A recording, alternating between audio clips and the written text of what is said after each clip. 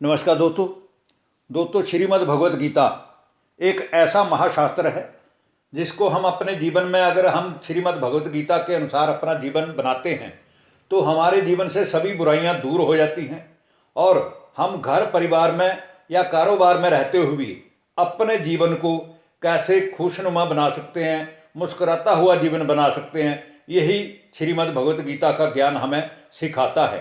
तो दोस्तों हमने प्रथम अध्याय से लेकर के अंतिम 18वें अध्याय तक का सफ़र एक एक श्लोक करके 700 श्लोकों के द्वारा पूरा किया और ज्ञान का सार यूट्यूब चैनल पे हमने आपके साथ जितने भी ज्ञान की वार्तालाप की उससे हमारा जीवन भी सफल हुआ और आप सभी ने सुना तो आपको भी अच्छा लगा होगा।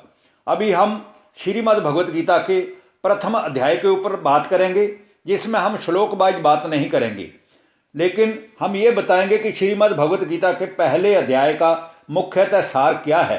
तो इस अध्याय में कुल 47 श्लोकों के द्वारा भगवान अर्जुन की मन स्थिति का वर्णन करते हैं, जिस विषय का नाम है अर्जुन विषाद योग। इसमें बताया गया है कि किस तरह अर्जुन अपने सगे संबंधियों को मामा, चाचा, ताया, पुत्र, सास, सवसर इन सभी को उपस्थित देखते हुए युद्ध करने से डरते हैं। वे अपनों से द्वंद्व नहीं करना चाहते, वे अपनों से लड़ाई नहीं लड़ना चाहते। वह चाहते हैं कि किसी भी तरीके से हमारा आपसी संधि हो जाए, हमारा आपसी समझौता हो जाए। लेकिन भगवान उन्हें बार बार यही समझाते हैं कि अर्जुन, ये कर्म भूमि है, ये जो कुरुक्षेत्र है ये कर्म भूमि है और यहाँ पर मनुष्य जैसे जैसे कर्म करता है उसको वैसा वैसा फल भोगने के लिए इस सृष्टि मंच पर आना ही पड़ता है। इसलिए ये जो शरीर है ये भी यहीं छूट जाता है और जो आत्माओं का घर है, परम धाम है, वास्तव में अंत में आत्माएं वहीं जाती हैं। तो जब सभी अपने यहीं छूट जाने हैं तो फिर युद्ध के क्षेत्र में युद्ध करने से डरना क्या। जो मनुष्य धर्म के अनुसार कर्म करता है वह कर्म ही केवल उस मनुष्य के साथ जाता है। इसलिए श्रीमद् भगवत गीता के प्रथम अध्याय का प्रसंग और सार क्या है। श्रीमद् भगवत गीता स्वयं भगवान के ज्ञान गीतों का ऐसा महाशास्त्र है जिसे यथार्थ भाव से समझकर हम सभी कैसे घर गृहस्थ में रहते हुए भी अपना रोज का कार्य व्यवहार करते हुए भगवान के बताए गए असूलों पर चलकर अपना जीवन भी चरित्रवान और श्रेष्ठ बना सकते हैं। तो गीता स्वयं संसार के सबसे बड़े मोटिवेशनल स्पीकर भगवान ने गाई हुई है। इसलिए भगवान के इस गीता ज्ञान के मधुर गीतों पर हमारा मन झूम जाना चाहिए और हर कर्म करते हुए हमें उस ईश्वर पिता का शुक्रिया करना चाहिए जिसने हर घड़ी हर पल पग पग पर हमारा मार्गदर्शक बनकर हमें हंसते मुस्कुराते हुए जीवन जीने की कला सिखाई।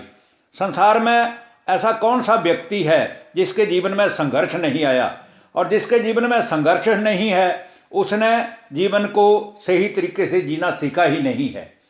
तो दोस्तों श्रीमद् भगवत गीता के पहले अध्याय का मुख्य सार यही है कि संसार में जब जब भी इस धरती पर पाप बढ़ा है, अधर्म बढ़ा है, अत्याचार बढ़ा है, भ्रष्टाचार बढ़ा है, पापाचार बढ़ा है, तब तब ही दुखी और अशांत हुए सभी नर और नारियों के जीवन को सुखी, शांत और समृद्ध बनाने की आध्यात्मिक शिक्षा देने के लिए भगवान को अवतरित होकर आना पड़ा है।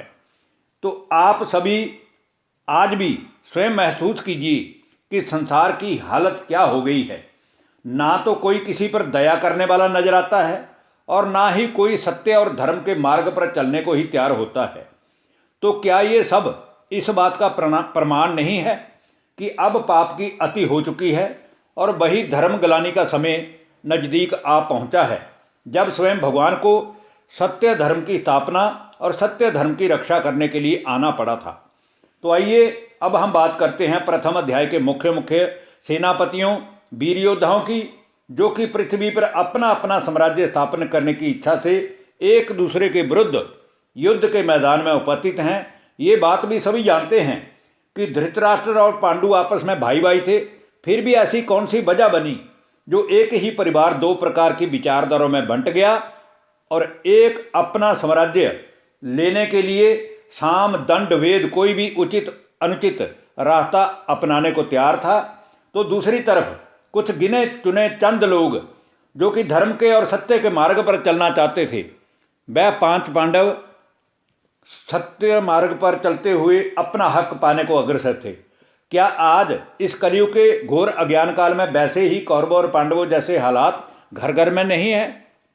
क्या इस सच्चाई से मुख मोड़ा जा सकता है? क्या आज का हमारा युवा वर्ग नशे आदि व्यसनों के चुंगल में नहीं फंस रहा है? क्या आज के समाज में हमारी माताओं बहनों की इज्जत सुरक्षित है? क्या सच्चाई के मार्ग पर चलने वाले कुछ गिने चुने लोगों को धर्मों के ठेकेदार ये कहकर कटाक्ष करते हुए नजर नहीं आते कि भाई अब अभी कौन सा सतयुग है? परंतु सृष्टि का ये खेल भी कितना विचित्र बना हुआ है और विधि के विधान को अथवा होनी को आज तक ना तो को टाल पाया है और ना ही टाल पाएगा। इसलिए ये जो महाभारत के युद्ध में पांडवों और कौरवों का युद्ध हुआ, इससे अंततः हमारा जो भारत था ये महान ही बनता है। धन्यवाद। नमस्कार।